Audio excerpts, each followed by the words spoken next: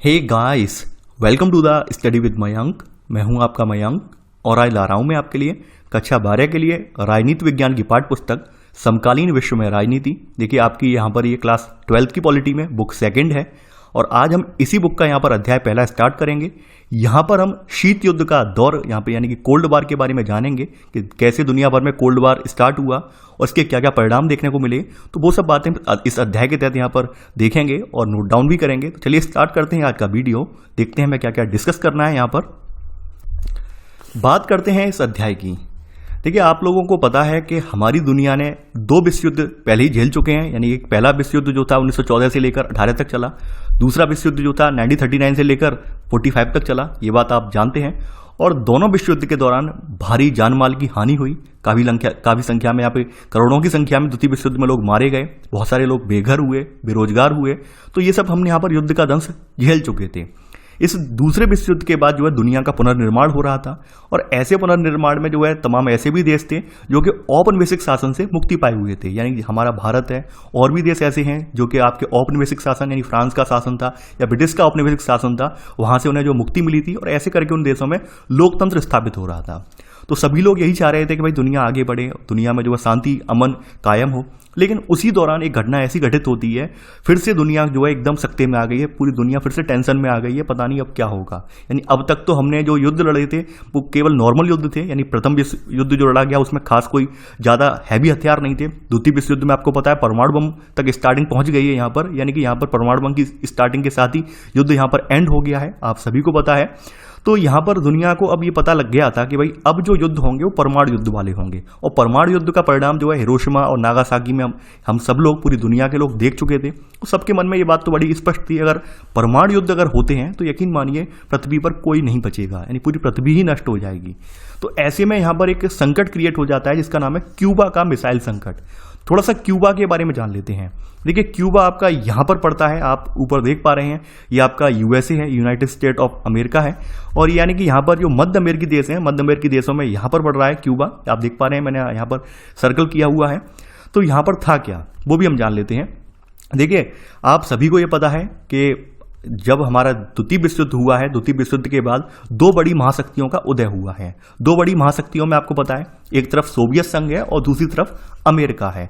और दोनों ही महाशक्तियां जो हैं एक दूसरे पर हावी होना चाह रही थी। यानी कोई कह रहा था भाई हम आगे हैं, यानी सोवियत संघ वाले कह रहे थे नहीं हम आगे हैं, यूएसए वाले कह रहे थे नहीं हम आगे हैं। तो एक होड़ मची हुई थी और इस होड़ को लेकर यही चल रहा था कि भाई कैसे भी करके हमें जो है प्रद्वंदता करनी है। और प्रद्वंदता का परिणाम ये हुआ है कि भाई सोवियत संघ के जो यहाँ पर इनके जो राष्ट्रपति हैं, इन्होंने यहाँ पर साठगांठ करके यहाँ पर अपनी मिसाइलें तैनात करवा दी हैं। वो इसलिए करवा दी हैं कि भाई कभी ऐसा लगे या ऐसी परिस्थिति आए कि यूएसए रसिया पर हमला कर रहा हो, तो उन परिस्थितियों में यहाँ से बहुत जल्दी अमेरिका के बहुत बड़े रीजन को कवर करना आसान हो जाए, यानी अमेरिका के अंदर तक यहाँ पर तबाही मचाना आसान हो जाए। तो ऐसे करके इन्होंने जो गुपचुप तरीके से यहाँ पर अपना पूरा मिसाइल बेस तैयार करवा दिया है। बहरहाल ऐसा नहीं है कि यूएसए को इसकी भनक नहीं लग पाई है, यूएसए को 3 हफ्ते के भीतर भीतर इसकी भनक लग गई है और ऐसे करके पूरा दुनिया फिर से विवाद में, संकट में आ गई है कि अब सबको लग रहा है कि परमाणु युद्ध स्टार्ट होने वाला है।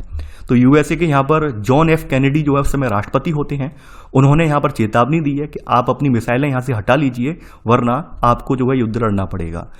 तो रसिया वाले भी युद्ध नहीं लड़ना चाहते थे और यूएसए वाले भी नहीं लड़ना चाहते थे। बहरहाल यहाँ से जो है बाद में जो है रसिया वालों ने अपनी मिसाइलें हटा ली हैं और ऐसे करके दुनिया तीसरे विश्व युद्ध से बच गई है। लेकिन उसके बाद जो है एक कोल्ड वार वाला सिस्टम स्टार्ट हुआ। देखिए आप लोग जानते हैं वार का मतलब ही क्या है, युद्ध है, और युद्ध में जान माल की हानि भी होती है, जंगें होती हैं, जंग में यानी कि आप जानते हैं गोला बारूद सब कुछ इस्तेमाल होता है, तो उसे हॉट वार का नाम दिया जाता है।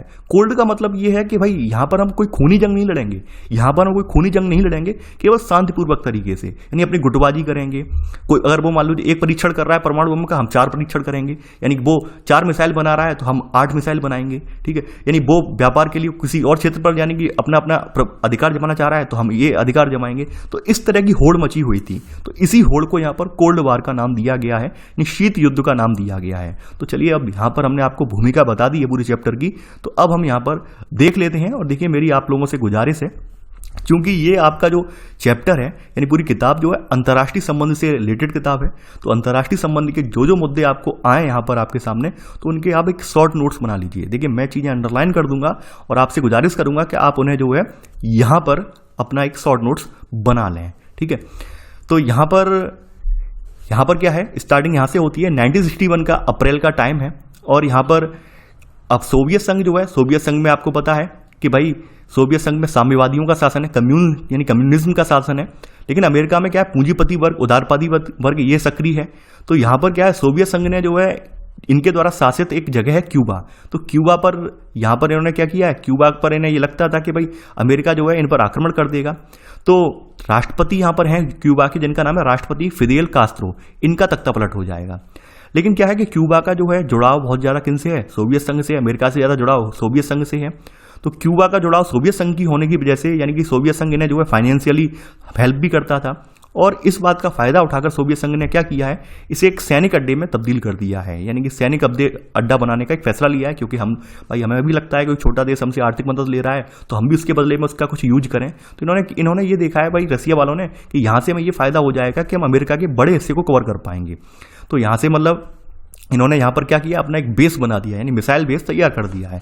और ये मिसाइल बेस तैयार करने में भूमिका किसने निभाई है, यहाँ पर उस समय जो रसिया के राष्ट्रपति हैं क्रुश्चेव, लेकिन इनका नाम है क्रुश्चेव। तो इन्होंने क्यूबा में परमाणु मिसाइलें यानी कि न्यूक्लियर मिसाइलें तैनात कर दी हैं।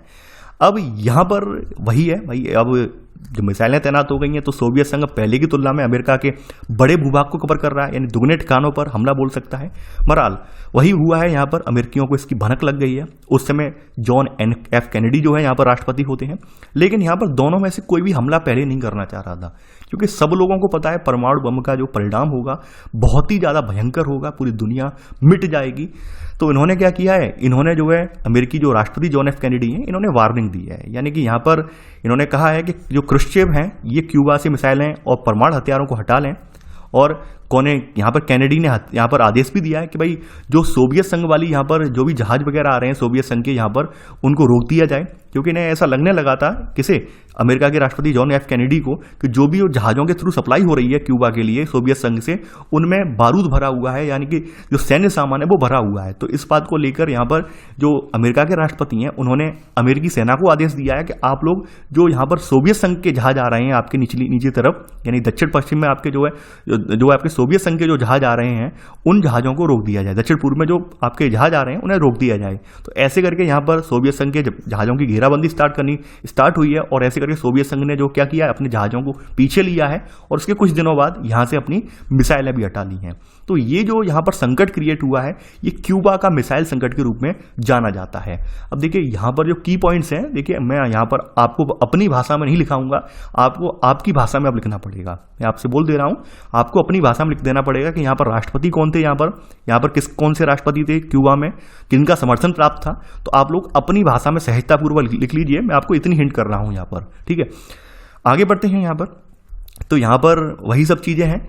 तो यहाँ पर वही हमने देखा है, पूरी दुनिया ने जो है चैन की सांस ली है। यानी लगभग एक सप्ताह तक ये स्थिति जो है यहाँ पे तनातनीपूर्ण रही है। पूरी दुनिया यहाँ पर इसी बात के लेकर अंदेशे में थी कि अब तो युद्ध होना ही होना है और अब यो युद्ध होगा, उसमें कोई नहीं बचेगा। बहरहाल यहाँ पर जो क्यूबा का संकट जो उभर कर आया है, यहाँ पर ये शीत युद्ध का चरम बिंदु था। यानी कि यहाँ पर एक कोल्ड वार का चरम बिंदु था।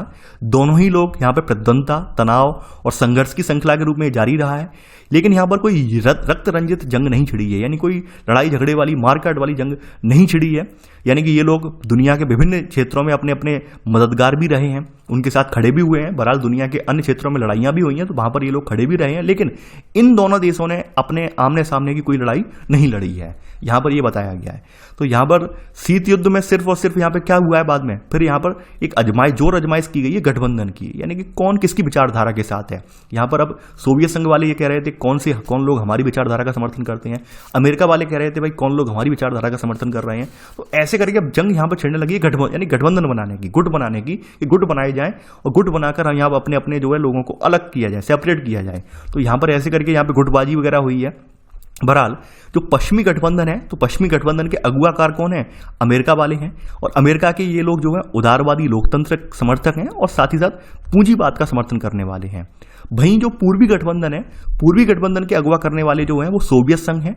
और ये आपको पता है समाजवाद और साम्यवाद का एजेंडा जो है ये लेकर चल रहे हैं। यानी कि यहाँ पर आपको पता है कम्यून सिस्टम जो है सोवियत संघ की ही देन है। यानी आपको पता होगा जिसमें क्या होता है, उसके बारे में ऑलरेडी बता भी चुका हूँ। और क्लास 11th में भी मैंने आपको समाजवाद और साम्यवाद दोनों को आपको डिटेल में बताया भी था, क्लास 12th में भी बताया है, यानी आपकी पहली वाली बुक जो है आपकी, वहाँ पर भी मैं बता चुका हूँ। तो आई होप आपको चीज़ें क्लियर होंगी। तो यहाँ पर आपने देख लिया किस तरह से पश्चिमी गठबंधन का अगुवा जो अमेरिका है, जो कि लोकतंत्र और पूंजीवाद का समर्थक है, वहीं ये सोवियत वाले जो है समाजवाद और साम्यवाद के समर्थक हैं। तो ऐसे करके गुटबाजी यहाँ पर स्टार्ट होने लगी है। अब शीत युद्ध स्टार्ट कैसे हुआ है ये भी हम जान लेते हैं। यहाँ पर आपको पता होगा 1945 में यहाँ पर दो तरह के खेमे थे। दो तरह के खेमों में मतलब एक मित्र राष्ट्र थे और दूसरे धुरी राष्ट्र थे। यानी ऐसे हम मान सकते हैं धुरी राष्ट्र उन राष्ट्रों को कहा गया है जो कि मानवता के हितैषी नहीं थे, यानी केवल और केवल अपनी अति मचाए पड़े थे। जैसे आपके धुरी राष्ट्रों में यहाँ पर जर्मनी है, इटली है, जापान है, यानी कि इनके मन में यही था कि हम ज़्यादा से ज़्यादा हिस्सों पर कब्जा कर लेंगे, अपनी जो सत्ता जो है अपने दम पर स्थापित कर लेंगे। तो ये इन राष्ट्रों को यहाँ पे धुरी राष्ट्र का नाम दिया गया है, ये आप देख पा रहे हैं यहाँ पर। अब देखिए मित्र राष्ट्रों की अगुवाई आपको पता है कौन कर रहे थे, अमेरिका, सोवियत संघ, ब्रिटेन और फ्रांस कर रहे थे। यहाँ पर आप यहाँ पर देखेंगे कि इस युद्ध में सबसे इंपॉर्टेंट बात क्या है कि लगभग जितने भी दुनिया के सबसे ताकतवर देश उस समय के हैं वो सभी शामिल हैं। और ये युद्ध केवल और केवल यूरोप में ही लड़ा गया है, बल्कि यूरोप के बाहर के इलाकों में भी लड़ा गया है। दक्षिण पूर्व एशिया रीजन में चीन, बर्मा यानी म्यांमार और भारत के पूर्वोत्तर के कुछ हिस्सों तक इसका प्रभाव पड़ा है। तो ये सब हमें यहाँ पर देखने को मिलेगा। बहरहाल आपने ये बात तो आपको पता है कि पहले विश्व युद्ध की तुलना में दूसरा विश्व युद्ध जो है ज़्यादा हानिकारक रहा है। इसमें बहुत ज़्यादा जो है जान माल की हानि हुई है। और युद्ध का अंत कैसे हुआ है, हिरोशिमा और नागासाकी पर परमाणु बम गिराकर जो है अमेरिका ने इसका युद्ध का अंत किया है। तो ऐसे में यहाँ पर जब परमाणु बम अमेरिका ने गिराया था तो उसके फैसलों की आलोचना तो होनी थी। दुनिया भर के जितने भी नेता हैं, चाहे उसी खेमे के नेता हों, यानी उस खेमे का मतलब क्या है, मित्र राष्ट्रों के जो भी नेता हों, मित्र राष्ट्रों वाले जो देश हैं, सभी देश जो थे इस फैसले की कहीं ना कहीं आलोचना कर रहे थे। क्यों कर रहे थे? उनका कहना यह था कि सबको पता है कि जापान जो है युद्ध में ज़्यादा दिन तक टिक नहीं पाएगा, जापान आत्मसमर्पण जरूर करेगा, यानी सरेंडर जरूर करेगा। फिर ऐसी क्या जरूरत थी, ऐसी क्या हड़बड़ी थी कि आपने परमाणु बम गिरा दिया? भाई जापान तो कुछ दिन बाद, 4-6 दिन बाद सरेंडर करने ही वाला था, लेकिन आपने वहां पर परमाणु बम गिरा दिया। ये गिराने का मतलब साफ साफ यही मतलब दिख रहा है कि आप एक डर क्रिएट करना चाह रहे हैं दुनिया भर में। देखिए हमारे पास एक महाशक्ति है जिसके दम पर हम कहीं भी तबाही मचा सकते हैं। तो ऐसे करके अमेरिका की यहाँ पर आलोचना भी हुई है। तो यहाँ पर ये कार्रवाई जो हुई थी वो कहीं ना कहीं अमेरिका का उद्देश्य यही था कि भाई सोवियत संघ को डरा कर रखना और एशिया और अन्य जगहों पर सैन्य और राजनीतिक लाभ उठाने से इन्हें रोकना। यानी कि इसकी कार्रवाई का प्रत्यक्ष यहाँ पर इसका मानना लोगों का यही है कि कहीं ना कहीं अमेरिका जो है डर क्रिएट करना चाह रहा है सोवियत संघ जैसे देशों के माइंड में कि आप लोग अन्य जगहों पर अपनी सैन्य कार्रवाई न बढ़ा पाएं, सैन्य ताकत न बढ़ा पाएं और राजनीतिक लाभ न उठा पाएं। तो इसलिए इन्होंने एक डर क्रिएट किया था। तो यहाँ पर वही सब चीज़ें हैं आगे बताई गई हैं। तो अमेरिकी समर्थक अपने तर्क क्या दे रहे हैं परमाणु बम गिराने के समर्थन में? इनका मानना यह है कि भाई अमेरिका ने परमाणु बम इसलिए गिराया ताकि जो साथी राष्ट्र जो हैं इनके आगे कोई जानहानि ना हो। तो जनहानि को हमने रोकने के लिए परमाणु बम हमारे गिराना जरूरी था। बहरहाल जो भी कोई कारण रहे हों, लेकिन यहाँ पर कहीं ना कहीं इस युद्ध के बाद लोगों के मन में एक शंका फिर से पैदा कर दी कि अमेरिका के पास इतना शक्तिशाली बॉम्ब है, तो कहीं ना कहीं यह भी तो हो सकता है कि आने वाले कुछ सालों बाद मान लो किसी देश के साथ उसकी अनबन हो, तो ऐसी अनबन में अमेरिका जो है उस पर अपनी शक्ति दिखाते हुए बम गिरा दे। तो इस तरह की भावना फिर से उठ पड़ी। यानी कहीं ना कहीं द्वितीय विश्व युद्ध शांत नहीं हुआ। द्वितीय विश्व युद्ध के बाद तमाम प्रश्न जो तमाम देशों के मन में उठ रहे थे, अमेरिका के इस कदम के बाद उठ रहे थे। और खास करके सोवियत संघ इस बात को लेकर बड़ा ही चिंतित था। ये सोवियत संघ के जो नेता थे, सोवियत संघ में जो संगठन वाले देश थे, इस बात को समझ रहे थे कहीं ना कहीं अमेरिका हमारे ऊपर ध्वंस जमाने का प्रयास ना करे। तो ऐसे में अब जब दूसरा विश्व युद्ध समाप्त हो गया है, तो आपको ये भी पता है दूसरे विश्व युद्ध के बारे में आप पढ़ चुके हैं क्लास 10th में ही। दूसरे विश्व युद्ध में सबसे ज्यादा जो हानि हुई है वो हानि हुई है यूरोप के देशों की। यूरोप के देशों की फाइनेंशियली भी हानि हुई है, यानी कि सैनिकों की तरफ से भी उन्हें जो है काफी नुकसान उठाना पड़ा है। यूरोप के देशों को ज्यादा नुकसान उठाना पड़ा है। अमेरिका और सोवियत संघ वालों को इतना ज्यादा नुकसान नहीं हुआ है। बहरहाल यूरोप के जो देश हैं उन्हें ज्यादा नुकसान हुआ है। तो ऐसे में यहाँ पर यूरोप के जो देश कभी औपनिवेशिक शासक रहा करते थे, अब वो तो कंगाल हो चुके हैं। अब यहाँ पर दो बड़ी महाशक्तियों का उदय हुआ है, एक अमेरिका और दूसरी सोवियत संघ। ये विश्व की सबसे बड़ी शक्ति बनकर उभरे हैं। तो अब यहाँ पर दोनों शक्तियां अब यही चाह रही हैं कि भाई हम पहले, यानी यहाँ पर यही चाह रही हैं कि हम अपना झंडा गाड़ेंगे दुनिया में। तो ये अमेरिका वाले अपना चाह रहे हैं, सोवियत संघ वाले अपने चाह रहे हैं कि कौन यहाँ पर दुनिया में अपना झंडा बुलंद रखेगा। तो यहाँ पर हम देखेंगे यही शीत युद्ध का कारण बना है। यानी ये होड़ जो है, प्रद्वंदता जो है, ये होड़ में ही यहाँ पर ये दोनों देश जो है कहीं ना कहीं शीत युद्ध की कगार पर आ गए हैं और शीत युद्ध क्रिएट हो गया है। तो यहाँ पर शीत युद्ध के बाद, शीत युद्ध में यहाँ पर एक चीज यहाँ पर ये समझी जाने लगी है कि भाई कुछ तो ऐसा किया जाए कि जिससे कि अमेरिका को भी रोका जाए, यानी यूएसएसआर वाले, यानी सोवियत संघ वाले ये अपने माइंड में ये बात समझने लगे कि हमें कुछ तो ऐसा करना होगा कि आने वाले सालों में कहीं ऐसा ना हो फिर से कोई कंडीशन क्रिएट हो जाए और अमेरिका हम पर फिर से कोई परमाणु बम गिरा दे जापान की तरह। तो हमें तैयार होना होगा।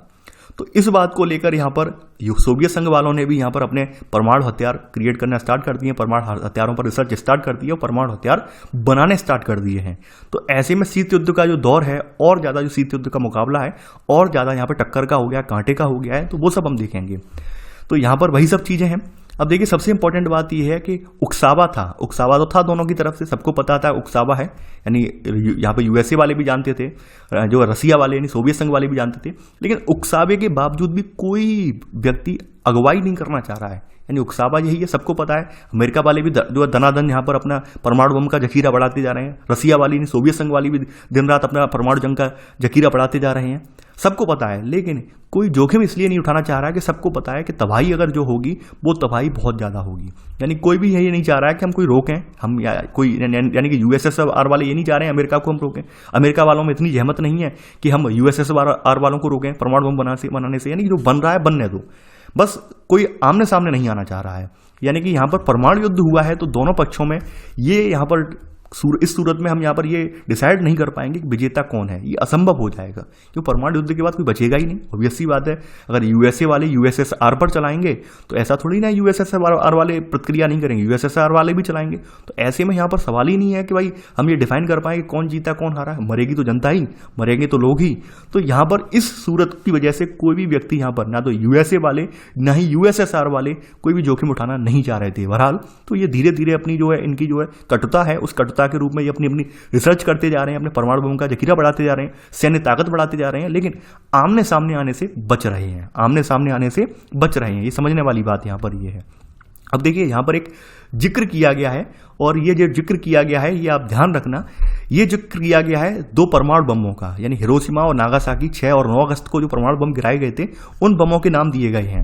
हिरोशिमा पर जो बम गिराया गया था वो लिटिल बॉय था और नागासाकी पर जो बम गिराया गया था वो फैट मैन था। तो इसके बारे में यहाँ पर बताया गया है, यानी यहाँ पर ये बताया गया उस समय के जो बम गिराए गए थे 6 अगस्त 1945 को, तो उन बमों की क्षमता ज़्यादा नहीं थी, 15 और 21 किलो टन की थी।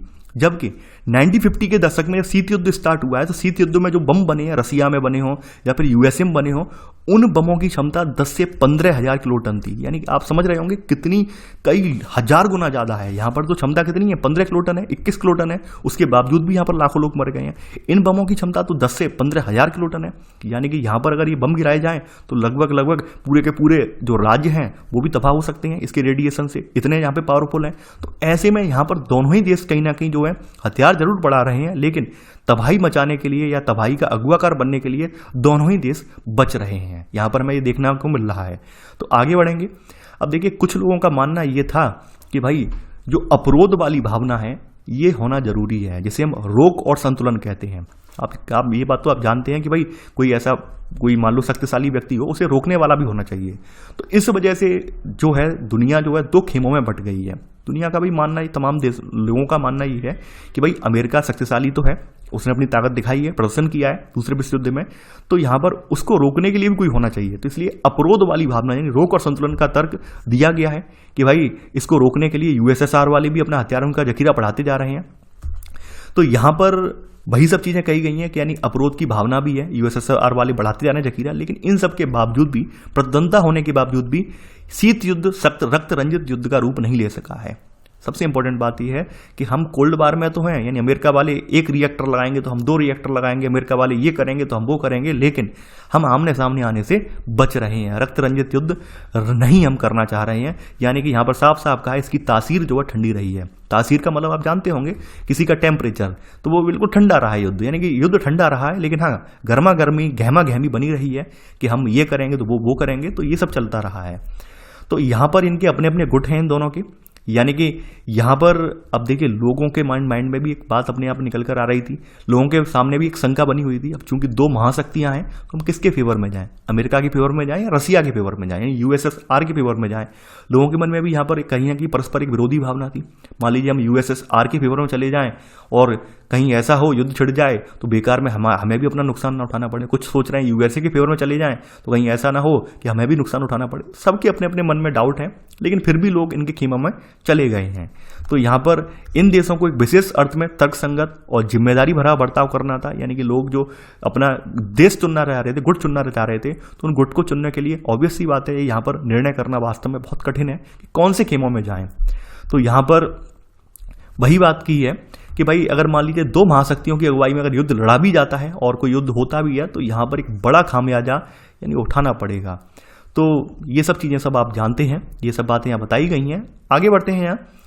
अब देखिए यहाँ पर हमने ऊपर ये देखा कि भाई लोग अपने खेमों में बट गए हैं, तो इनसे क्या हुआ है? इनसे ये हुआ है कि दो ध्रुवीय विश्व का आरंभ हो गया है। दो ध्रुवीय का मतलब क्या हुआ है कि पूरी दुनिया दो गुटों में बट गई है। यहाँ पर साफ साफ कहा गया है, दो ध्रुवीय का मतलब ये है कि पूरी दुनिया जो है दो गुटों में बट गई है। आपके सामने एक यहाँ पर मैप है, जहाँ पर आप देख पा रहे हैं येलो में नाटो सदस्य हैं, रेड वाले में वार्सा पैक्ट है, इसके सदस्य हैं, यानी सोवियत संघ का वार्सा पैक्ट है। नाटो जो है आपका यूएसए का एक संघ है। और यहाँ पर जो ग्रीन वाली है इसमें कम्युनिस्ट देश हैं जो कि किसी खेमे में नहीं है। और जो आप देख पा रहे होंगे स्लेटी रंग का है, ग्रे कलर का है, यहाँ पर आयरलैंड वगैरह जो देश हैं ये अन्य देश हैं, ये शामिल नहीं हुए हैं, तो वो बताया गया है। तो ऐसे करके आप यहाँ पर देखेंगे और ये आप पूरा मैप देखें, विश्व का पूरा मैप देखें, यानी यहाँ पर पहली दुनिया के लोग हैं जिसमें यूएसए वाले हैं, दूसरी दुनिया के लोग हैं यहाँ पर आप देखेंगे यूएसएसआर वाले हैं, तीसरी दुनिया के लोग हैं यहाँ पर आप दक्षिण अमेरिका महाद्वीप है, अफ्रीका कॉन्टिनेंट है, और भारतीय उपमहाद्वीप पूरा जो है ये आपका क्या है तीसरी दुनिया के लोग हैं। यानी कि ये जो कुछ यहाँ पर ये लोग मौजूद जो हैं ये शामिल नहीं हुए हैं। यहाँ पर ये बताने की कोशिश की जा रही है मैप के जरिए। तो आपको समझ में आया होगा ये सब चीज़ें। तो दो ध्रुवीय विश्व यहाँ पर बनना स्टार्ट हो गया है।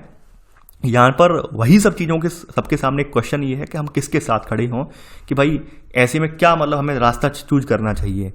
तो छोटे देशों ने यहाँ पर ज़्यादातर जो परस्पति जो आपके विरोधी गुटों के छोटे देश थे तो उन्होंने अपने अपने महाशक्तियों के साथ संबंध जोड़ लिए हैं छोटे छोटे देशों ने, और इन्होंने अपने संबंध जोड़े हैं ये अपने निजी हित के लिए जोड़े हैं। निजी हित के लिए इन्होंने जोड़े। क्यों जोड़े हैं? क्योंकि छोटे देशों को क्या था, ज़्यादातर जो छोटे छोटे देश थे उनका अपने आस पड़ोसी देश के साथ कहीं ना कहीं तनाव चल रहा था, सीमा को लेकर तनाव चल रहा था, या फिर और भी जो संसाधन है उनको लेकर तनाव चल रहा था। तो ये लोग ये चाहते थे कि हमें जो है सैन्य सहायता मिले, मदद मिले। तो इस वजह से छोटे छोटे देश जो है जल्दी से इनके संगठनों में शामिल हो गए हैं, क्योंकि इन्हें सुरक्षा का फायदा मिला, हथियार और आर्थिक मदद मिली, और अपने पड़ोसी देशों से इनकी होड़ थी। तो इस वजह से जो है ये यहाँ पर इसमें जल्दी शामिल हो गए हैं। तो ऐसे करके आप देखेंगे ये एक स्थिति ये क्रिएट हुई है कि पूरी दुनिया यहाँ पर दो खेमों में बट गई है। यहाँ पर पूरी दुनिया जो है दो खेमों में बट गई है। यानी कि यहाँ पर हमें ये देखने को मिलेगा जो पश्चिमी यूरोप वाला रीजन है, ये पूरा रीजन जो है ये पूरा आपका यूएसए के खेमे में चला गया है, और पूर्वी जो आपका एशिया वाला रीजन है ये आपका कहाँ पर चला गया है, आपका ये बताया गया है। यानी कि यहाँ पश्चिमी यूरोप के अधिकतर देशों ने अमेरिका का पक्ष लिया है, जबकि पूर्वी यूरोप जो है सोवियत खेमे में चला गया है। तो इसलिए ये पश्चिमी और पूर्वी के नाम से जानते हैं। अब देखिए पश्चिमी जो गठबंधन है, तो पश्चिमी गठबंधन ने अपने आप को एक यहाँ पर संगठन का नाम दिया है, इसका नाम है नाटो। यानी अप्रैल 1949 में यहाँ पर एक संगठन की स्थापना हुई है, उत्तरी अटलांटिक संधि संगठन नाटो। इसमें 12 देश शामिल थे, ठीक है। तो इन्होंने मिलकर ये स्थापना की है, ठीक है, यानी यूएसए के नेतृत्व में। तो 12 देश नाटो में शामिल हुए हैं यहाँ पर, ठीक है। तो आप ये नोट कर लेना। तो यहाँ पर इनके अगुवाकार कौन है, यहाँ पर अमेरिका है और यूरोप के अन्य देश भी हैं। तो इनका मानना ये है कि भाई यहाँ पर ये साफ साफ कर दिया है कि नाटो ने ये साफ साफ कर दिया है, इन संगठन ने साफ साफ कर दिया है कि भाई उत्तरी अमेरिका पर या यूरोप के किसी देश पर हमला होता है तो उनके पूरे संगठन पर हमला माना जाएगा। यहाँ पर नाटो ने अपना संगठन बनाकर 12 देशों ने ये बात कह दी है कि भाई ये 12 देशों में से किसी एक देश पर भी हमला होता है ना तो पूरे नाटो पर हमला माना जाएगा, यानी अमेरिका पर भी हमला माना जाएगा ऐसे में। तो यहाँ पर एक तो टेंशन तो है ही है, टेंशन तो बढ़ी गई है यहाँ पर। तो ये बात इस तरह की कही है। वहीं इसके बाद अब ऑब्वियस सी बात है यूएसएसआर वाले भी कहाँ पीछे हटने वाले थे, उन्होंने भी अपना एक संगठन बना दिया। इस संगठन को ना वार्सा संधि के नाम से ये जाना जाता है। अगुवाई इसकी किसने की है, अगुवाई सोवियत संघ ने की है। स्थापना 1955 में हुई है। देखिए ये दोनों ही नाम मोस्ट इंपॉर्टेंट हैं। पहली बात तो आप जान लीजिए वार्सा पैक्ट का संबंध कौन से देश से है या कौन से खेमे से है, ये सोवियत संघ वाले खेमे से है। स्थापना कब हुई है वार्सा पैक्ट की, 1955 में हुई है। और नाटो का संबंध किससे है, नाटो का संबंध आपका यूएसए वाले खेमे से है। इसकी स्थापना 1949 में हुई है। ये आप याद रखना, कितने देश शामिल थे ये भी याद रखना। वैसे तो आप करंट अफेयर्स में इनके बारे में डिटेल में पढ़ रहे हैं, लेकिन फिर भी आपको यहाँ पर याद रखना जरूरी है। वारसा पैक्ट ही देखिए इसलिए लाया गया था ताकि जो नाटो में शामिल हो चुके जो आपके पश्चिमी यूरोपीय देश हैं उनसे मुकाबला कर सकें, इसलिए वारसा की संधि लाई गई है। अब इन दो संगठनों में शामिल होने वाले जो छोटे देश हैं वो अपना लाभ हानि वाला गणित लगा रहे थे, यानी कि यहाँ पर लाभ हानि उनकी यही थी कि हमें सैन्य सहायता मिलेगी, मदद मिलेगी, आर्थिक मदद मिलेगी, यहाँ पर हमें इसके अलावा जो सैन्य सामान है उसकी मदद मिलेगी, तो वो अपना अपना गणित लगा रहे थे। यहाँ पर पूरा जो अखाड़ा बना हुआ था कि भाई युद्ध कहाँ लड़ा जाएगा या युद्ध का पूरा केंद्र जो बना हुआ था वो यूरोप बना हुआ था, यूरोप वाला क्षेत्र यहाँ पर अखाड़ा बना हुआ था। बहरहाल यहाँ पर आप देखेंगे महाशक्तियों ने जो है अपने अपने गुट में जो शामिल देश हैं इनकी ताकत का इस्तेमाल भी किया है, संसाधनों का भी इस्तेमाल किया है। यहाँ पर खास करके सोवियत संघ के बारे में देखने को मिलेगा कि सोवियत संघ ने पूर्वी यूरोप में कुछ देशों में दखलंदाजी भी की है, वहाँ के आंतरिक जो है मुद्दों में दखलंदाजी भी की है, तो इस तरह की घटनाएं भी सामने आई हैं। लेकिन यहाँ पर इन सब के बावजूद भी यहाँ पर कुछ ऐसे भी देश हैं यहाँ पर जिन्होंने अपने को पृथक रखा है, तो उनके बारे में भी हम देखेंगे। इससे पहले यहाँ पर क्या है कि भाई अमेरिका वालों ने कुछ एक काम और किया है। अमेरिका वालों ने एक काम ये किया है कि भाई इन्होंने ये देखा है कि यूरोप का मोस्टली जो हिस्सा है वो तो यानी यूरोप में ये तो एक तरफ तो यूरोप के कुछ देश हमारे साथ हैं, ये वाला देश कुछ हमारे साथ है, लेकिन बड़ा हिस्सा यूरोप का जो है वो यूएसएसआर में चला गया है। ये यूएसए वालों ने देखा है। तो यूएसए वालों ने क्या किया है, इन्होंने सोवियत संघ के दबदबे में जो देश हैं इनसे यहाँ पर इनसे निपटने के लिए इन्होंने क्या किया है, पूर्वी और दक्षिण पूर्व एशिया में, पश्चिम एशिया में अमेरिका ने गठबंधन का तरीका अपनाया है। यानी यहाँ पर सीधे सीधे तौर पर इन देशों को अपने हिस्से में नहीं लिया है, बल्कि यहाँ पर क्या किया है, एक गठबंधन किया है अमेरिका ने, ताकि नीचे से भी हम रसिया को या यूएसएसआर को घेर सकें। तो यहाँ पर इन्होंने इन गठबंधनों को दक्षिण पूर्व एशियाई संगठन या SEATO कहते हैं, या फिर केंद्रीय संधि संगठन सेंटो इनके नाम से जाना जाता है। तो ऐसे करके यहाँ पर अमेरिका वालों ने यहाँ पर पूर्व में दक्षिण पूर्व एशिया, पूर्वी एशिया और दक्षिण पूर्व वाली एशिया वाले हिस्से में देखिए ये दिखाए जा रहे हैं यहाँ पर देश, तो इनमें यहाँ पर गठबंधन किए हैं, ठीक है। और ऐसे करके यहाँ पर दो संगठन और बने हैं इसी के तहत, आप देखेंगे। तो इसी के जवाब में इसके जो है रेस्पॉन्स में सोवियत संघ ने अभी क्या किया है, चाइना, वियतनाम, उत्तर कोरिया, इराक के साथ अपने संबंध मजबूत कर लिए हैं। यहाँ पर मैं ये देखने को मिलेगा। अब यहाँ पर सबसे इंपॉर्टेंट बात है कि भारत जैसे देश उन्होंने क्या किया है, उन्होंने अपने आप को कहाँ पर रखा है, क्या यूएसएसआर के पास रखा है या यूएसए के साथ रखा है, किसके साथ रखा है। देखिए आप सभी लोग जानते हैं कि हम लोगों ने एक लंबी लड़ाई लड़ी है, आज़ादी को प्राप्त करने की लंबी लड़ाई लड़ी है, और हम सब इस बात का एकदम जानते थे कि हम किसी खेमे में मान लो शामिल हो जाएं, मान लीजिए यूएसए के खेमे में शामिल हो जाएं या यूएसएसआर के खेमे में शामिल हो जाएं।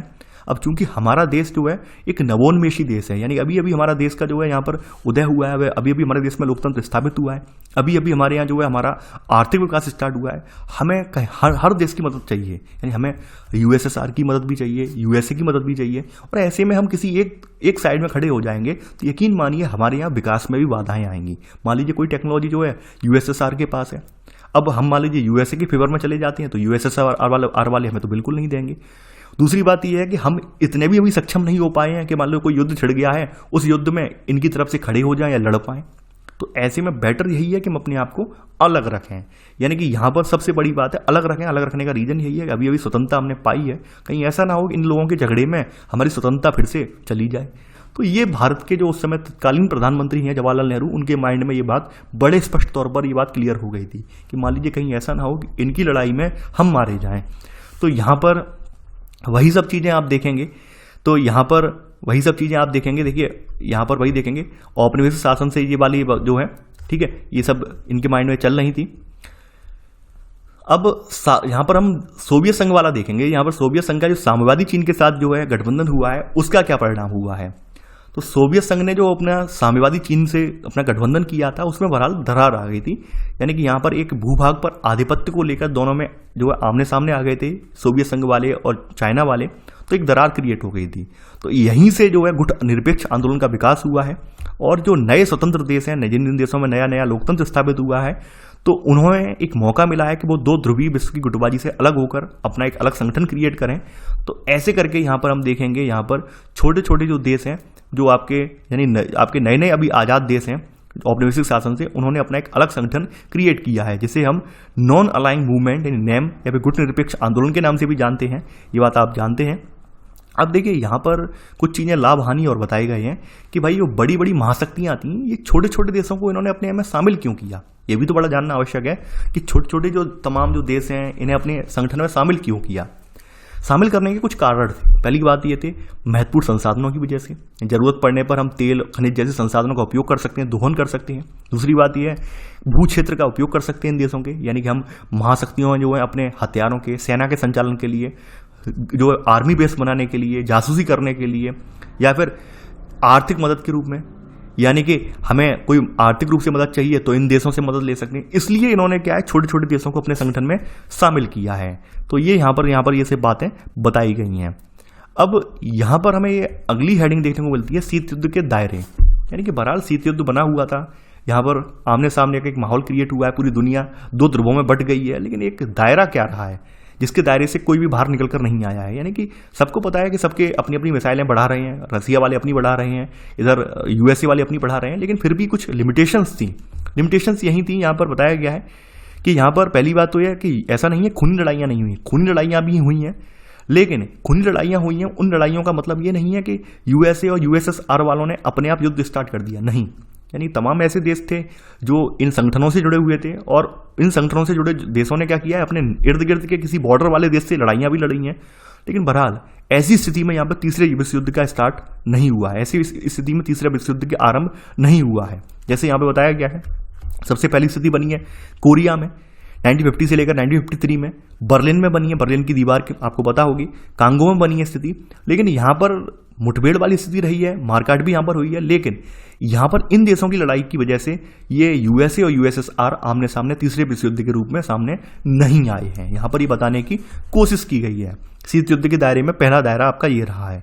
इसके अलावा आप देखेंगे कि यहाँ पर कोरिया, वियतनाम, अफगानिस्तान कुछ क्षेत्रों में यहाँ पर व्यापक जनहानि हुई है, लेकिन ये क्षेत्र भी विश्व जो है परमाणु युद्ध से फिर भी बचा रहा है, और जो वैमनस्य है वो विश्वव्यापी रूप से नहीं फैल पाया, यानी यहाँ पर भी जो है मारकाट हुई है, जनहानि हुई है, लेकिन फिर भी जो है ये सब चीज़ें नहीं हो पाई हैं। अब देखिए यहाँ पर कुछ जगहों पर यह हुआ कि दोनों महाशक्तियों के बीच क्या हुआ, जो राजनयिक संवाद होता है, यानी जो डेलीगेट वगैरह होते हैं संवाद करते हैं, तो वो संवाद जारी नहीं रह पाया है, इस वजह से गलतफहमियां बढ़ी हैं। कुछ जगहों पर क्या हुआ, गलतफहमियां बढ़ी हैं तो उन्हें टालने के लिए जो गुटनिरपेक्ष देश हैं उन्होंने जो है अपनी भूमिका निभाई है।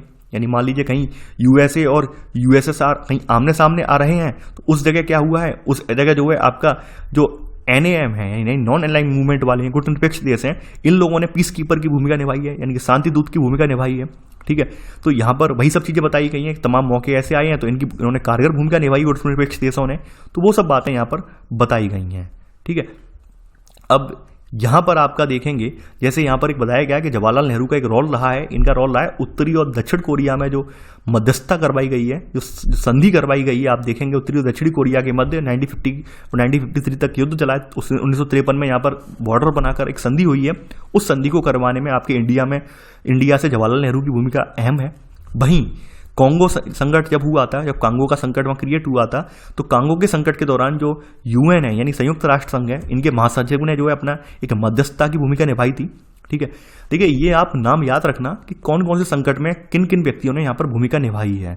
शीत युद्ध का घटनाक्रम अभी मैं आपको यहाँ पे लिखवा दूंगा और इंपॉर्टेंट जो लाइनें हैं वो बता दूंगा मैं आपको।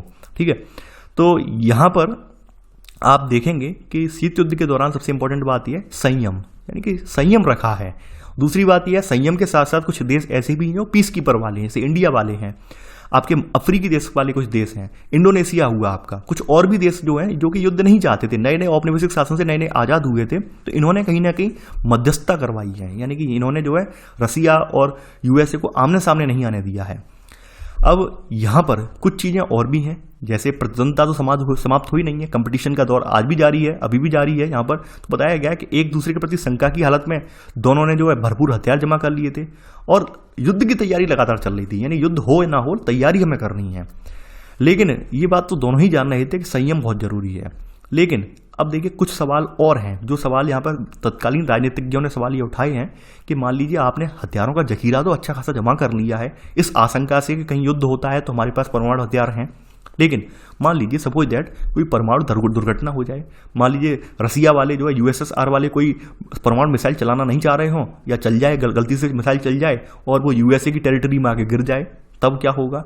या फिर कोई सैनिक या कोई मान लीजिए ये भी तो होता है, जैसे आपने देखा होगा या कारगिल युद्ध में देखा, यानी कारगिल जो है परवेज मुशर्रफ की शरारत से ही हुआ। कारगिल युद्ध जो परवेज मुशर्रफ की शरारत से हुआ। यानी ऐसी भी कंडीशन हो जाती है किसी सैन्य बेस पर कोई आर्मी ऑफिसर अपना गुट बना ले और वो मिसाइल चला दे, तब क्या होगा? इस बात की जो है दुर्घटना की जानकारी नेताओं तक को नहीं होगी।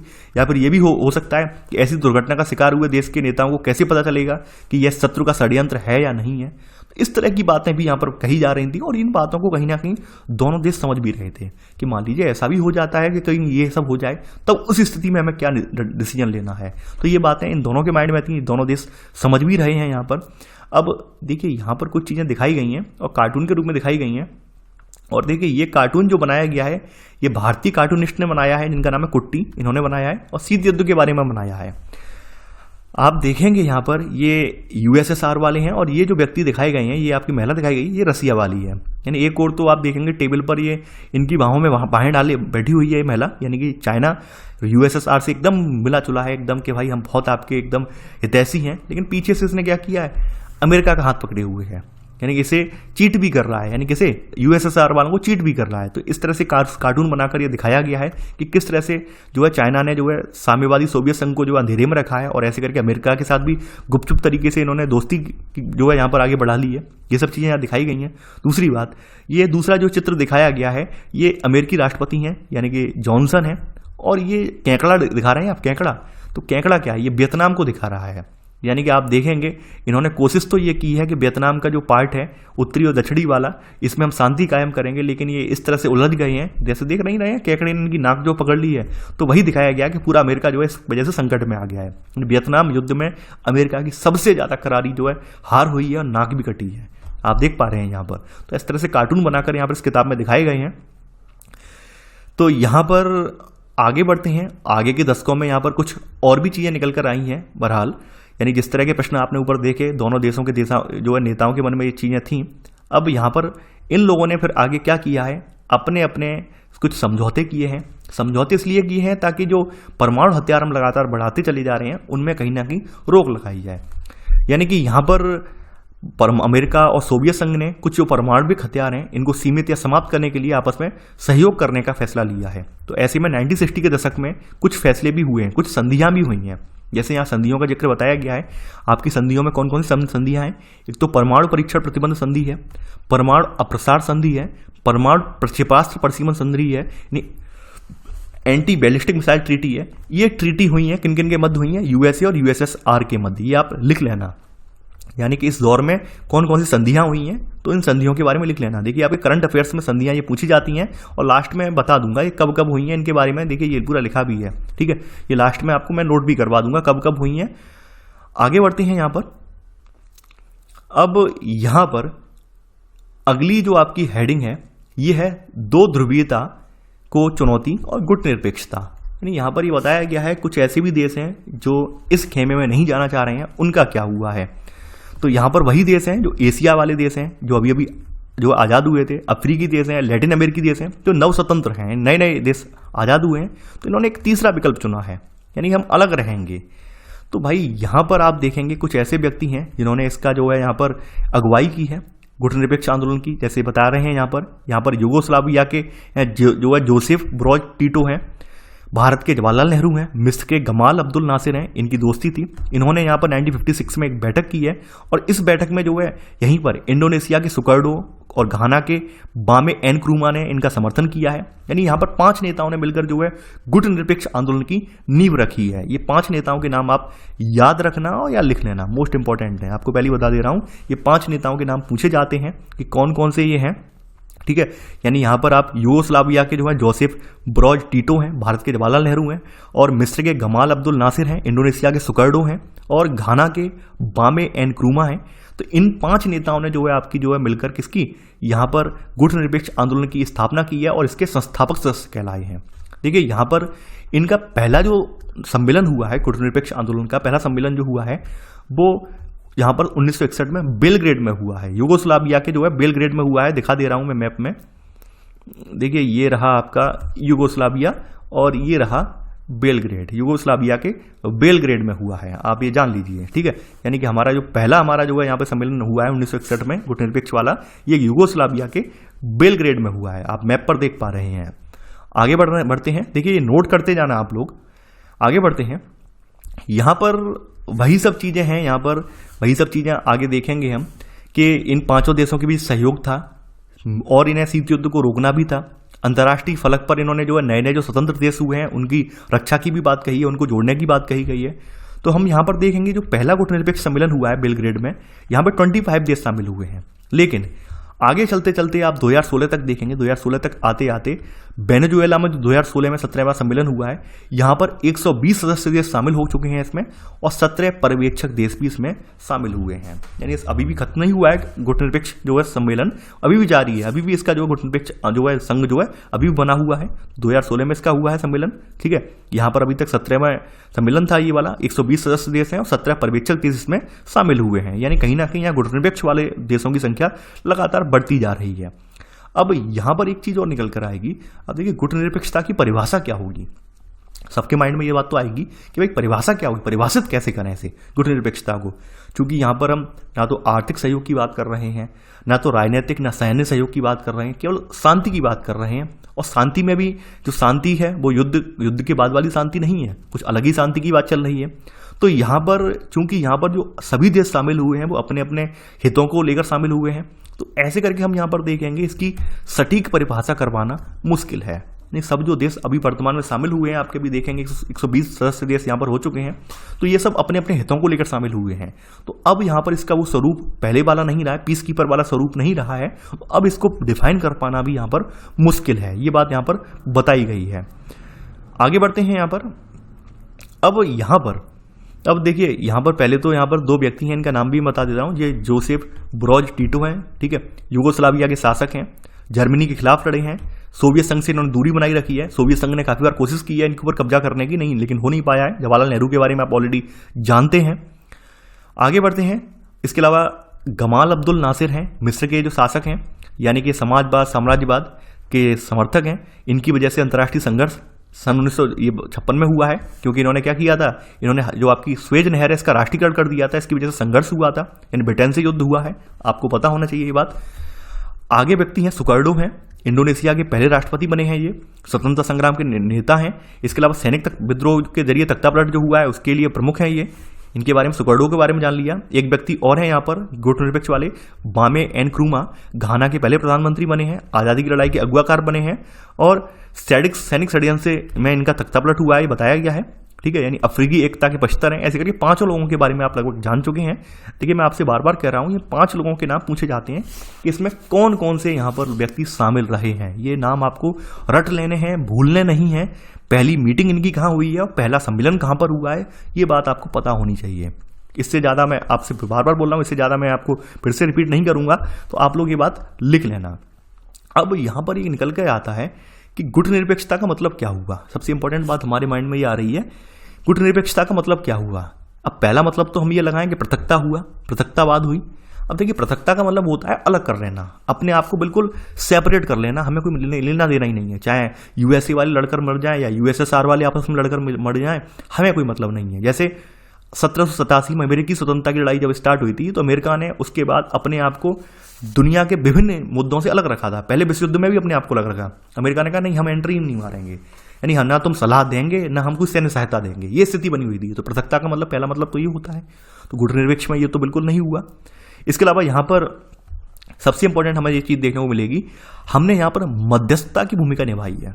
मध्यस्थता का मतलब आप जान रहे हैं, यानी कहीं पर भी हमने देखा है टकराव आ रहा है तो टकराव की स्थिति में हम साइड में नहीं हुए हैं। गुटनिरपेक्षता का मतलब हमने ये नहीं लगाया है, हमारे जो 5 संस्थापक सदस्य हैं उन्होंने ये नहीं लगाया है कि हम सेपरेट हो जाएं, यानी हम यहाँ से बच के निकल जाएं, भाई हम बचे रहें और बस यही काफी है। नहीं, हमने वहां पर शांति और स्थिरता बनाए रखने के लिए प्रतिद्वंदी गुटों के बीच मध्यस्थता में सक्रिय भूमिका निभाई है। सबसे इंपॉर्टेंट रोल हमने यहां पर निभाया है, समझ रहे होंगे आप। यानी हमने पृथकता का सिद्धांत पालन नहीं किया है बल्कि मध्यस्थता का पालन किया है, आप समझ रहे होंगे आप। इसके अलावा यहां पर गुटनिरपेक्षता का अर्थ जो है तटस्थता का धर्म निभाना भी नहीं है, यानी तटस्थता का धर्म जो है बिल्कुल निभाना नहीं है। यानी हमने यहां पर बताया गया है तटस्थता का जो अर्थ है वो मुख्यतः युद्ध में शामिल न होने की नीति का पालन करना है। तो हमने तटस्थता का पालन तो बिल्कुल किया नहीं है, हमने तो बिल्कुल कहीं युद्ध की स्थिति हो रही हो तो हमने युद्ध रोकने का पूरा प्रयास किया है, मध्यस्थता करवाई है। हम तटस्थ भी नहीं रहे हैं बल्कि मध्यस्थ रहे हैं। सबसे इंपॉर्टेंट बात यह है, हम तटस्थ ना रहकर हम यहाँ पर मध्यस्थ रहे हैं यानी कि हम यहाँ पर सबसे इंपॉर्टेंट बात है, हमने मध्यस्थता क्रिएट करवाई है ताकि इनके बीच वैचारिक मतभेद है, वैचारिक वैमनस्य की भावना जो है वो खत्म हो जाए। तो ये बात आप जान गए होंगे इसके बारे में। आगे बढ़ते हैं यहाँ पर। अब यहाँ पर अगली हेडिंग आपकी जो है नव अंतर्राष्ट्रीय आर्थिक अर्थव्यवस्था, यानी कि यहाँ पर एक नई अंतर्राष्ट्रीय आर्थिक व्यवस्था का उदय कैसे हुआ है। अब चूंकि शीत युद्ध का दौर चल रहा है, शीत युद्ध के दौर के दौरान यहाँ पर तमाम देश ऐसे हैं जो कि गुटनिरपेक्ष आंदोलन में भी शामिल हुए हैं। कुछ देश जो है यूएसए के खेमे में, कुछ यूएसएसआर के खेमे में हैं। तो ऐसे में यहाँ पर सवाल तो वही है कि भाई कैसे यहाँ पर आर्थिक विकास किया जाए। अब चूंकि जो नए देश बने हैं, नए देशों के सामने सबसे बड़ी संकट जो है वो अर्थव्यवस्था का संकट है, क्योंकि उन नए देशों को ज़्यादातर लूट खसोट तो आपके ब्रिटेन वाले, फ्रांस वाले, पुर्तगाली, डच, ये तो लूट खसोट ले गए थे, तो आप सभी को पता है ये। तो इनके सामने बड़ा संकट है, कैसे इन्हें उबारा जाए। गरीब जनता है, गरीबी है, यहाँ से कैसे खत्म किया जाए। और बिना टिकाऊ विकास के ये कोई देश सही मायनों में आज़ाद भी नहीं रह सकता है। ऑब्वियस सी बात है, इन्हें जो है धनी देशों पर निर्भर रहना पड़ता। सबसे बड़ी चुनौती ये है कि भाई इन्हें अल्प विकसित देशों के सामने कि हम कैसे अपने यहाँ आर्थिक विकास को बढ़ावा देंगे, कैसे अपने आप को गरीबी से उबारेंगे, कैसे हम यहाँ पर जो है अंतर्राष्ट्रीय व्यापार में यहाँ पर शामिल होंगे। तो इन्हीं सब के बीच एक यहाँ पर एक नई आर्थिक व्यवस्था का जन्म हुआ है। इस व्यवस्था में 1972 में आप देखेंगे संयुक्त राष्ट्र संघ के व्यापार और विकास से संबंधित सम्मेलन हुआ है, यानी United Nations conference on trade and development, जिसे अंकटाड के रूप में जाना जाता है। तो यहाँ पर एक शीर्षक था इसका, जो यहाँ पर आप कह सकते हैं टाइटल, यहाँ पर शीर्षक था यहाँ पर कि towards a new trade policy for development. इस शीर्षक से एक रिपोर्ट जारी की गई है और इस यहाँ पर रिपोर्ट में वैश्विक व्यापार प्रणाली में सुधार के प्रस्ताव भी रखे गए हैं। यानी अंकटाड का पहला सम्मेलन बनाया, संघ बनाया और किसी के सहयोग से बनाया, संयुक्त राष्ट्र संघ के सहयोग से बना है। ये आप ध्यान रखना, ठीक है, ये आप लिख लेना पहला पॉइंट करके। और यहाँ पर ये रिपोर्ट जो आई है, इस रिपोर्ट में कुछ बातें कही गई हैं, उन बातों पर भी जोर रख, जहाँ पर लिख लेना आप। पहली बात ये कही गई है कि सबसे इंपॉर्टेंट बात ये थी, आप सभी को पता है, जो अभी अभी हाल में ही आज़ाद देश हुए, नव स्वतंत्र देश हैं, उनके ज़्यादातर संसाधन जो थे वो अभी भी औपनिवेशिक शासक देशों के हाथ में थे, यानी ब्रिटेन के हाथ में, फ्रांस के हाथ में, उनकी कंपनियां ही संचालित कर रही थी। तो पहली बात तो यहाँ पर ये कही गई है अंकटाड वाले सम्मेलन में, रिपोर्ट में, कि जो अल्प विकसित देश हैं उनके संसाधनों पर उन्हीं का नियंत्रण हो। बाहरी जो आपके देश हैं उनकी कंपनियां नियंत्रण कर रही हैं, वे ये बिल्कुल ना करें। दूसरी बात ये है कि भाई आप लोग जो विकसित किस्म के देश हैं वो लोग तो इन देशों तक अपनी पहुंच बना पा रहे हैं, इन देशों में अपना जो व्यापार बढ़ा पा रहे हैं, प्रोडक्ट बेच पा रहे हैं। अब इन्हें भी तो मौका दो कि ये लोग भी अपना जो प्रोडक्ट जो है यूरोप के बाजारों में, अमेरिका के बाजारों में ये भी तो बेच पाएं। ये भी बात यहाँ पर कही गई है। तीसरी बात यहाँ पर ये कही गई है कि भाई जो बड़े देश हैं, बड़े देशों के पास चूंकि उच्च कोटि की प्रौद्योगिकी है, टेक्नोलॉजी है, अब बड़े देश तो ये चाह रहे हैं कि हमें ज़्यादा से ज़्यादा पैसा मिले, इसके बदले में प्रौद्योगिकी दें, नहीं। तो यहाँ पर अंकटाड में ये कहा गया है, इस रिपोर्ट में कहा गया है कि भाई जो नए ऐसे अल्प विकसित देश हैं, इन्हें जो टेक्नोलॉजी जो है वो कम लागत पर दी जाए, यानी कि ज़्यादा लागत पर ना देकर कम लागत पर दी जाए। इसके अलावा यहाँ पर जो अंतर्राष्ट्रीय संस्थान है, यानी विश्व बैंक वगैरह, IMF वगैरह, इनसे भी ये कहा गया है कि आप अपनी आर्थिक भूमिका बढ़ाएं और इन देशों को मदद दें, आर्थिक मदद दें। तो ये सब बातें यहाँ पर कही गई हैं।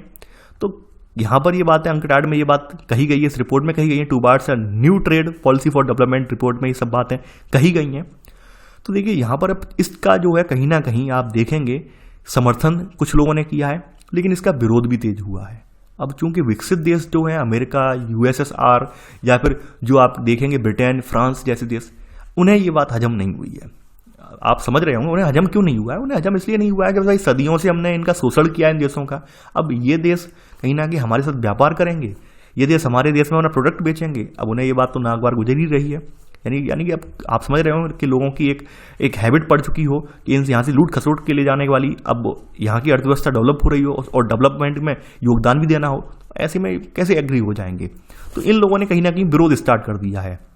यानी आप देखेंगे कि भाई यहाँ पर मुख्य कारण क्या है, तेज विरोध हो रहा है। विकसित देशों ने तेज विरोध स्टार्ट कर दिया है और इस वजह से गुटनिरपेक्ष आंदोलन को भी यहाँ पर अब जी तोड़ मेहनत करनी पड़ी है, क्योंकि इन्हें अब एक अपनी अर्थव्यवस्था भी डेवलप करनी है। अब यहाँ पर हम देखेंगे भारत का क्या रोल रहा शीत युद्ध में, भारत ने कोल्ड वार में कैसे यहाँ पर अपने आप को जो है संभाला है, कैसे अपनी भूमिका निभाई है, वो हम यहाँ पर देखेंगे। देखिए भारत ने यहाँ पर अपनी भूमिका जो है दो स्तर पर निभाई है। पहली बात यह है कि भारत यहाँ पर किसी भी खेमे में नहीं गया है, यानी कि यहाँ पर अपने आप को दोनों खेमाबंदियों से अलग रखा है। दूसरी स्तर पर भारत ने भूमिका ऐसी निभाई है कि भारत ने जो नए स्वतंत्र देश हुए थे अभी यानी औपनिवेशिक शासन से जो मुक्त हुए थे देश, तो उनका किसी भी खेमे में जाने पर विरोध किया है। यानी भारत का मानना यह था कि अभी अभी जो देश औपनिवेशिक शासन के दंश से आज़ाद हो पाए हैं और अभी अभी उन्हें जो इस तरह की राजनीति में पड़ जाना कहीं ना कहीं बिल्कुल गलत है, क्योंकि ऐसे में उन देशों का कहीं ना कहीं आर्थिक विकास जो है वो भी अवरुद्ध हो जाएगा और जो लोकतांत्रिक विकास हो रहा है वो भी अवरुद्ध हो जाएगा। तो भारत ऐसे देशों का बिल्कुल विरोध कर रहा था। भारत का मानना यह था कि नहीं, यानी कि बिल्कुल जो अभी नए नए देश आज़ाद हुए हैं, जिन देशों में नया नया लोकतंत्र स्थापित हो रहा है, उन देशों को तो बिल्कुल जाना ही नहीं चाहिए इस खेमे में। तो इस तरह से भारत ने अपनी भूमिका दो स्तरों पर बहुत मजबूत रखी है। यहाँ पर नेहरू ने बड़ा स्पष्ट कर दिया है, यहाँ पर नेहरू ने ये कर दिया है कि भाई गुटनिरपेक्षता का मतलब ये नहीं है कि भाई पलायन की नीति है। पलायन का मतलब आप जानते होंगे कि नहीं, मैदान छोड़कर भागना, ये नीति बिल्कुल नहीं है। भारत जो है यहाँ पर बताया गया है कि भाई भारत जो है शीत युद्ध काल में जो प्रतिद्वंद्विता है, तो इसके दौरान अंतर्राष्ट्रीय मामलों में ये भारत सक्रिय रहा है और भारत ने हस्तक्षेप भी किया है। जैसे आपको याद दिला दें 1956 में 1956 में जब ब्रिटेन ने जो है आपके देखेंगे मिस्र में आक्रमण किया है सुएज नहर को लेकर, तो उस समय भारत ने इस बात का पूरा विरोध किया है, समर्थन नहीं किया है। भारत डरा नहीं है, भारत यूएसए के दल से, नाटो वाले दल से डरा नहीं है। भारत ने पूरा खुलकर विरोध किया है। यानी कोई भी कितना भी कुछ भी गलत हो, भारत ने विरोध किया है वहां पर, भारत डरा नहीं है बिल्कुल। तो ये चीजें बताई गई हैं, भारत बिल्कुल हस्तक्षेप करने के यानी पक्ष में था। तो यहाँ पर भारत के जो राजनायक हैं, यानी जो डेलीगेट्स वगैरह हैं, नेता हैं, उन्होंने शीत युद्ध के दौरान जो प्रतिद्वंदी नेता हैं इनके बीच संवाद भी कायम रखने की कोशिश की है, जो मध्यस्थता है मध्यस्थता भी जारी रखने की कोशिश की है। और इसका परिणाम आपको जो है 1950 में, यानी कि नॉर्थ कोरिया और साउथ कोरिया के मध्य जो युद्ध के बाद जो मध्यस्थता करवाने का काम है, वो आप नेहरू देख सकते हैं नेहरू ने किस तरह से भूमिका निभाई है। तो यहाँ पर इसी तरह से भारत ने अपने साथ जो गुटनिरपेक्ष आंदोलन में जो देश जुड़े हुए थे, उन देशों से भी यही आग्रह किया कि जिस तरह की नीति हम फॉलो कर रहे हैं या जिस तरह के काम हम कर रहे हैं, वो लोग आप भी करते रहिए। यानी कि राजनायक जो आपके विभिन्न देशों के राजनायक हैं, चाहे वो यूएसए के हों, यूएसएसआर के संगठन वाले हों, उनसे आप अपना मेल मिलाप बढ़ाते रहिए, उनसे बातचीत करते रहिए। कहीं अगर टकराव वाली स्थिति आ रही है, वहां पर आप मध्यस्थता करवाइए। तो यहाँ पर यही बताया गया है कि भाई ऐसे करके यहाँ पर ये सब चीजें जो हुई हैं, इनसे कहीं ना कहीं नेहरू ने जो है स्वतंत्र और परस्पर सहयोगी राष्ट्रों के एक सच्चे राष्ट्रकुल के ऊपर एक गहरा विश्वास जताया है। यानी कि यहाँ पर ऐसे करके जो नेहरू की जो नीति है, इस नीति की वजह से अंतर्राष्ट्रीय छवि भी इनकी जो अच्छी खासी बढ़ी है। तो कहीं ना कहीं आप देखेंगे भारत ने जो अपना रवैया बनाया है, और इस रवैये से भारत की स्थिति जो है कहीं ना कहीं कमजोर नहीं पड़ी है, बल्कि यहाँ पे मजबूत पड़ी है। तो यहाँ पर आप देखेंगे कि गुटनिरपेक्षता आंदोलन के कारण भारत ने क्या हुआ है भारत में। पहली बात तो यह है, गुटनिरपेक्षता की वजह से भारत अंतर्राष्ट्रीय फैसले के हित में पक्ष ले सका है कि क्या हित में है क्या नहीं है, यानी कि हमें क्या हित में करना है क्या नहीं करना है, वो पक्ष ले सका है गुटनिरपेक्षता की वजह से। क्योंकि अगर वो यूएसए या यूएसएसआर के फेवर में हो जाता तो ऑब्वियसली बात है यूएसए की नीति फॉलो करनी पड़ती, यूएसए के फेवर में हो जाते हम, तो यूएसएसआर के फेवर में हो जाते थे तो हमें सोवियत संघ की नीतियों को मानना पड़ता। लेकिन नहीं, हम सेपरेट रहे हैं तो हम अपना, हमारा क्या अच्छा है हमारे लिए, क्या भला है क्या बुरा है, हम सोच पाए हैं। दूसरी बात यह है कि भारत ने यहां पर बताया है कि भारत हमेशा इस स्थिति में रहा है कि एक महाशक्ति उसके खिलाफ जाए तो वह दूसरी महाशक्ति के करीब आने की कोशिश करे। ये बिल्कुल रहा है, जैसे आपने देखा होगा 1971 के बाद ये हमारे यहाँ देखने को मिला है। अब ये चीजें हम बताएंगे कैसे देखने को मिला है। अब यहां पर देखने को ये मिला है, यहां पर देखिए, यहां पर बताया गया दोनों गुटों में से कोई भी भारत को लेकर ना तो बेफिक्र हो सकता था और ना ही धौंस जमा सकता था। ये बात क्यों कही गई है? ये बात इसलिए कही गई है क्योंकि भारत की स्थिति स्पष्ट नहीं थी कि भारत यूएसए का समर्थक है कि यूएसएसआर का है। ये बात भारत की स्थिति स्पष्ट है ही नहीं, यहाँ पर दोनों ओर नहीं है। यानी यूएसए और यूएसएसआर वाले समझ ही नहीं पाए भारत किसकी तरफ है। तो इस वजह से कहीं ना कहीं दोनों जो थे भारत से डरते भी थे और भारत पर धौंस जमाने से भी बचते थे। सबसे इंपॉर्टेंट बात यहाँ पर यही लिखी गई है। यहाँ पर अब भारत की आलोचना भी हुई है। भारत की आलोचना ऐसे हुई है, जैसे कुछ राजनीतिज्ञ हैं, कुछ राजनीति के जानकार हैं, उनका मानना ये है कि भारत की जो गुटनिरपेक्षता वाला सिद्धांत है वो सिद्धांत विहीन है, यानी कोई सिद्धांत ही नहीं है ये तो। यानी अपने आप को आप अलग थलग कर लो, इस तरह से आप जो है किसी खेमे में मत जाओ, तो ये क्या है? ये सिद्धांत विहीन है। यानी कि यहाँ पर आप देखेंगे यहाँ पर ऐसा क्यों कहा गया है कि भाई आप महत्वपूर्ण जो अंतर्राष्ट्रीय मामले हैं तो यहाँ पर इन पर आप अपने पक्ष लेने से बचते रहे हैं। तो यहाँ पर इन सब चीज़ों को लेकर यहाँ पर विरोध भी हुआ भारत का। तर्क यही दिया गया। दूसरा तर्क ये दिया गया कि भारत के व्यवहार में स्थिरता नहीं है। कई बार भारत की स्थिति विरोधाभास से रही है, यानी कभी भारत यूएसए के साथ खड़ा हो जा रहा है, कहीं यूएसएसआर के साथ खड़ा जा रहा है, यानी कोई भारत का स्पष्ट मत ही नहीं है कि कहाँ जाना है। सबसे इंपॉर्टेंट रोल यहां पर हमें देखने को मिलता है 1971 के युद्ध में, यानी कि भारत पाकिस्तान का जो युद्ध था जिस समय बांग्लादेश का पृथक्करण हुआ था, बांग्लादेश को अलग किया गया था। क्योंकि भाई पाकिस्तान वाले तो पहुंच गए अमेरिका की शरण में और अमेरिका वालों ने उन्हें भर भर कर हथियार दे दिए, जाओ लड़ो इंडिया से। तो ऐसे में इंडिया के सामने संकट तो था ही था, नया नया देश बना था हमारा। हम जो अपने यहाँ विकास के काम कर रहे थे, विकास के कामों से ज्यादा अब हमें युद्ध के लिए तैयार रहना पड़ रहा था। यानी हम तीसरा युद्ध लड़ रहे हैं देश आजाद होने के बाद। 65 में यानी कि हम 62, 65, 71 पे पहुंच गए हैं। 71 में तीसरा युद्ध लड़ रहे हैं। तो ऐसे में हमें जरूरत थी एक साथी की। तो हमने इस संकट के दौरान जो है हमने यहाँ पर एक संधि की है। संधि किससे की है? रसिया से की है। 20 सालों तक मित्रता की संधि की है। ये बात आपको पता होगी, मैं बता भी चुका हूं, ठीक है। तो यहां पर आप देखेंगे हमने संधि भी की है। तो उस संधि की वजह से यहां पर कहीं ना कहीं वो संधि जो हुई है तो इसकी वजह से एक बैलेंस भी क्रिएट हुआ है। बैलेंस क्रिएट होने की वजह से हम जो पाकिस्तान से भी ये टक्कर लेने में, इसके अलावा यूएसए वाले जो इनडायरेक्ट रूप से हम पे हमला करवा रहे थे उनसे भी टक्कर लेने में हम जो है खड़े हो पाए हैं। यानी कि हमने अपना विवेक इस्तेमाल किया है। यानी हम किसी खेमे में अगर मान लीजिए यूएसएसआर के साथ संधि भी हमने की है तो एक स्थिति को भांपते हुए की है। ये हमने पहले से नहीं की है, इस स्थिति को भांपते हुए इसलिए कि अब पाकिस्तान चला गया अमेरिका की फेवर में, अमेरिका वाले तो उसे भर भर कर हथियार दे रहे हैं। तो ऐसे में हमें भी जरूरत है कोई हमारा सपोर्ट करे। मान लीजिए पाकिस्तान भारत पे हमला कर देता है तो ऐसी स्थिति में ये तो होगी कि रसिया वाले हमें हथियारों की सप्लाई करेंगे, टैंक देंगे, मिसाइलें देंगे ताकि हम पाकिस्तान से लड़ पाएं। तो इस वजह से हमें यहाँ पे जाना पड़ा है। बहरहाल यहां पर हम देखेंगे 1990 के दशक में आगे सोवियत संघ का विघटन हो गया। विघटन होने के यहां पर काफी सारे कारण थे। कारण ये थे क्योंकि कहीं ना कहीं यहां पे रसिया की भूमिका सबसे ज्यादा थी, रूस की भूमिका सबसे ज्यादा अहम थी।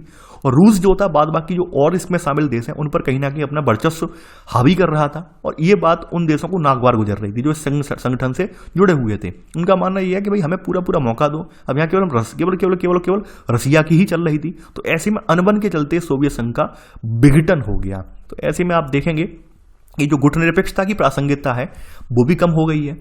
तो वो सब चीजें यहां बताई गई हैं। बहरहाल गुटनिरपेक्षता की जो नीति है, इस नीति ने शीत युद्ध के दौरान अपनी एक अलग ही पहचान बनाई है। ये बात जग जाहिर है, सब लोग मानते हैं और जानते भी हैं। तो वही सब बातें यहां बताई गई हैं और ऐसे करके चैप्टर आपका एंड हो गया। यानी कि यहां पर गुटनिरपेक्षता ने साफ साफ ये बात कह दी है कि गरीब और विश्व के बहुत छोटे देशों को भी महाशक्ति का पिछलग्गू यानी पीछे लगने वाला बनने की जरूरत नहीं है।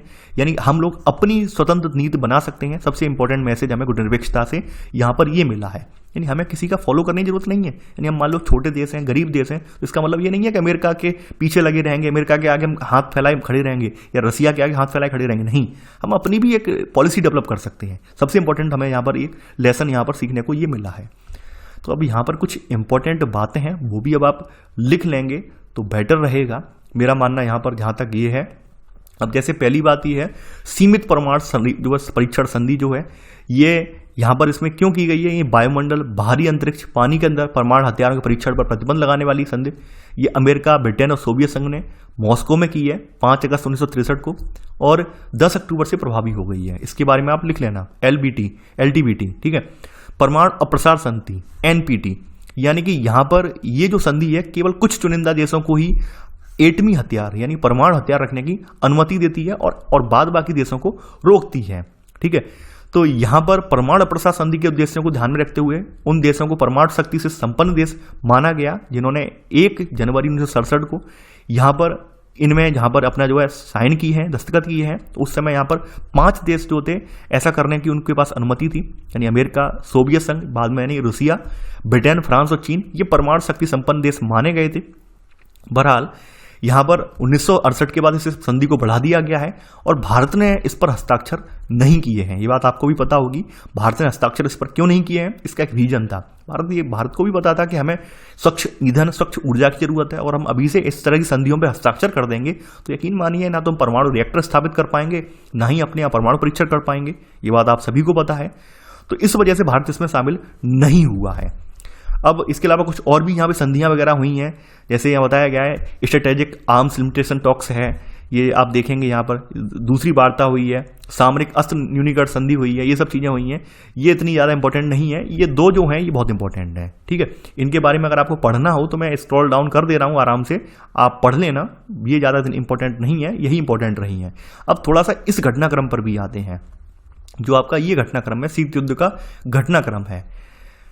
अब यहाँ पर साम्यवाद, यानी कि जो साम्यवाद वाली विचारधारा कहाँ की है? साम्यवाद वाली विचारधारा रसिया से निकल कर आई है। तो रसिया वाली जो विचारधारा है, तो इस विचारधारा, ऑब्वियस सी बात है, अमेरिका वाली विचारधारा जो थी पूंजीपति वाली विचारधारा थी, लोकतांत्रिक विचारधारा थी। तो लोकतांत्रिक विचारधारा में साम्यवाद वाला का काम तो बिल्कुल है ही नहीं। तो ऐसे में राष्ट्रपति ट्रूमैन ने अपना सिद्धांत दिया है इसको रोकने के लिए। अब यहां पर यह भी बताया कि 1945 में या फिर 1939 से लेकर 45 के मध्य जो युद्ध चला है, उस युद्ध से पूरे यूरोप में ही नहीं बल्कि समूची दुनिया में जो है भारी जानमाल की हानि हुई है। तो ऐसे में पुनर्निर्माण का जिम्मा भी था। पुनर्निर्माण का जिम्मा जो था वो अमेरिका के हाथों में था और रसिया के हाथ में था। तो पुनर्निर्माण की योजना भी चल रही थी यहाँ पर। 1948 में 1949 में सोवियत संघ के द्वारा बर्लिन की घेराबंदी कर ली गई है। यानी कि यहां आप देखेंगे अमेरिका और उसके साथी देशों ने पश्चिमी बर्लिन के नागरिकों को आपूर्ति भेजी है, उसे सोवियत संघ ने अपने विमानों से उठा लिया है। यानी कि जो बर्लिन की दीवार आप बोली जाती है, यहां पर खड़ी हुई है इसी समय में। आप ये देखेंगे यहां पर कोरियाई युद्ध का एंड हुआ है नेहरू की सहायता से। यानी कोरियाई जो आपकी संधि हुई है यहाँ पे 1953 में। कोरियाई युद्ध चला है 50 से लेकर 53 तक, लेकिन 53 के बाद यहाँ पर कोरियाई युद्ध की जो संधि स्थापित हुई है। वियतनाम वार वाला पढ़ चुके हैं पहले से ही ऑलरेडी, ठीक है। वियतनाम वार के बारे में आप ऑलरेडी जानते हैं, पूरा आप वियतनाम वार का पूरा चैप्टर हम पढ़ चुके हैं 10th में। बगदाद समझौते पर हस्ताक्षर सेंटो के बताया गया है, और हंगरी में सोवियत संघ का हस्तक्षेप बताया गया है। क्यूबा का मिसाइल संकट आप पढ़ चुके हैं। बर्लिन की दीवार के बारे में आप जान लेना। बर्लिन की दीवार जो खड़ी की गई थी 1961 में खड़ी की गई थी। यानी कि बर्लिन एक जर्मनी के एकीकरण से पहले अलग करने के लिए सोवियत संघ के हिस्से में ये वाला हिस्सा था, तो इसलिए बीच में बर्लिन की दीवार डाली गई थी 1961 में। तो बर्लिन की दीवार वाला जो है वो आप लिख लेना। क्यूबा का मिसाइल संकट आप जानते हैं, यानी कि 1962 का संकट है, ये सब आप जानते हैं। बाद बाकी अब ये कंबोडिया वियतनाम में हस्तक्षेप, ये सब आप जानते हैं। इसके अलावा बर्लिन की दीवार के बारे में आप दोबारा फिर से लिख लेना। ये आपका बर्लिन की दीवार जो है ये गिराई गई है, और ऐसे करके यहाँ पर जर्मनी का 1990 में आकर एकीकरण हो पाया है, और 1991 में सोवियत संघ का विघटन हो गया है। तो ये महत्वपूर्ण घटनाक्रम है जो कि आपके लिए संक्षेप में यहाँ पर दे दिया है। बहुत सारी चीजें इनमें से जो है पहले ही आप नोट कर चुके हैं, और जो चीजें थी यहाँ पर नोट करने लायक उनका जिक्र मैंने यहाँ पर कर दिया है। तो ऐसे करके आपका एक चैप्टर एंड हो जाता है। आई होप आपको जो कोल्ड वार से जुड़ी हुई जितनी भी यहाँ पर आप डाउट हैं, जैसे कहीं पूछा जाता है, देखिए ये सब जो चीजें हैं ना, मेन चीज जो आपकी जो है अंतर्राष्ट्रीय संबंध में इनकी भूमिका सबसे ज्यादा है। अंतर्राष्ट्रीय संबंध वाले पोर्शन के लिए आप प्रिपेयर हो रहे हैं। आप बिल्कुल भी ये ना सोचें कि ये किताब हमारे लिए उपयोगी नहीं है, आपके लिए मोस्ट इंपॉर्टेंट किताब है, और खास करके मेंस के लिहाज से, यूपीएससी मेंस के लिहाज से आप ये किताब बहुत इंपॉर्टेंट है। तो मैं आपसे अक्सर कहता हूं और फिर से रिपीट कर रहा हूं, देखिए अब मैं यहां पर आप लोग सक्षम हो गए हैं। मेरा मानना यह है कि आप क्लास 6 से जो है मुझे फॉलो करते आ रहे हैं, हर सब्जेक्ट में 6 से किया है, और वहां पर मैंने आपको कहीं ना कहीं कलम पकड़कर या पॉइंट बोल कर वहां पर नोट्स लिखवाए हैं। लेकिन अब आप इतने सक्षम हो चुके हैं, मेरा मानना यह है, सभी से गुजारिश मेरी यही है कि अब आप सक्षम हो चुके हैं। आप लोग क्या हमें लिखना है, कौन सा पॉइंट लिखना है, कौन सी लाइन यहाँ पर हमें लिखनी है, वो आप जानते हैं, ठीक है। यानी कि अब यहाँ पर हम ज़्यादातर हमारा स्वरूप यही रहेगा कि हमारे जो लेक्चर अब रहेंगे वो केवल व्याख्यात्मक रूप में रहेंगे। आपको जैसे कोचिंग में आप पढ़ते हैं, कोचिंग में आप चीज़ें आप समझकर नोट डाउन करते हैं, उसी तरह से अब आपको नोट डाउन करने की आदत डालनी पड़ेगी। क्योंकि मैं आने वाले कुछ दिनों में लगभग 1 से 1.5 महीने के भीतर आपका जो इथिक्स वाली किताब है वो भी स्टार्ट करने जा रहा हूँ। यानी इथिक्स वाला पोर्शन जो है वो भी चैनल पर स्टार्ट करने जा रहा हूँ, और मेंस के कुछ और सब्जेक्ट जो है वो भी स्टार्ट करने जा रहा हूँ, क्योंकि अब हमें यूपीएससी मेंस की तरफ बढ़ना है। तो मेरी गुजारिश आप सभी से ये है कि आप लोग मुझे बार बार ये बात ना बोलें कि सर आप पहले की तरह पॉइंट आप नहीं डलवाते हैं, पॉइंट का सब पॉइंट या ये।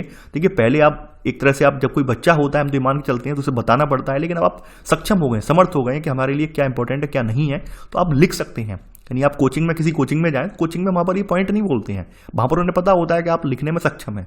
तो मैंने आपको स्टार्टिंग से गाइड किया है, अब मैं आशा यही करता हूँ आप सक्षम हो चुके हैं, और बहुत जल्द मैं पूरा प्रयास कर रहा हूँ, मेरी पूरी टीम प्रयास कर रही है। हम इथिक्स वाला पेपर जो है GS4 वाला वो स्टार्ट करने जा रहे हैं विदिन 1 मंथ के अंदर। तो आप लोग जुड़े रहिए, अपना प्यार समर्थन बनाए रखिए, और वीडियो को लाइक शेयर करना बिल्कुल ना भूलिए। तो चलिए आज के लिए बस इतना ही। Thanks for watching. जय हिंद।